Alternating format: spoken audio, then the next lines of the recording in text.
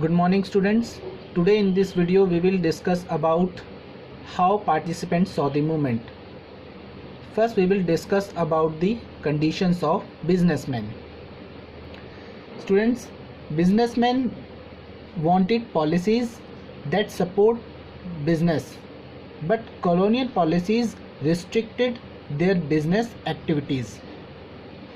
Businessmen wanted protection from imported foreign goods. They wanted to discourage the foreign goods import in Indian market. That's why they organized two organizations.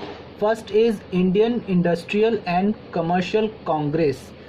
They formed this organization in 1920, and second organization is Federation of the Indian Chamber of Commerce and Industry, that is FICCI, in 1927. They to organize their business interests, they formed this organization. These were the result of attempt to bring the common business interests on a common platform, as we discussed it earlier. For businessmen, Swaraj means an end to oppressive colonial policies. Means for them, Swaraj means that they are free to trade without any restriction. So they want minimum restriction and free trade activities. This is what means Swaraj to them. They wanted an environment which could allow the business to flourish. Means they wanted an atmosphere where they are free to do business activities. They supported civil disobedience movement and give financial support to movement.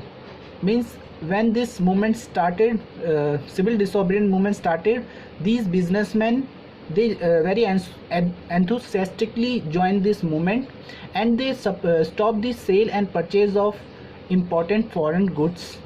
So they restricted the import of foreign goods during this movement. Next we will discuss about the workers, industrial workers and their condition. First point is, the industrial workers showed lukewarm response to the civil disobedience movement. Means workers community, they were not very enthusiastic to join this civil disobedience movement. Since industrial were closer to the Congress, workers kept a distance from the movement. Means because the rich businessmen were in close connection with the Congress, that's why these workers were not interested to join this movement. But some workers selectively participated in the movement. They participated in the movement because these workers were facing some problems like low wages and poor working condition. So against these problems, these poor workers joined the movement. Next is, Congress didn't want to alienate the industrialists and hence preferred to keep the workers' demand at bay.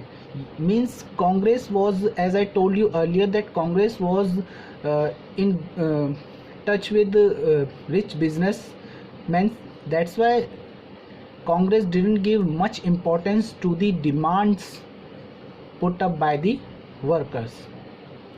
So this was the condition of rich businessmen and workers. So this was the story of businessmen and workers. Further chapter we will do in next class. Thank you, students.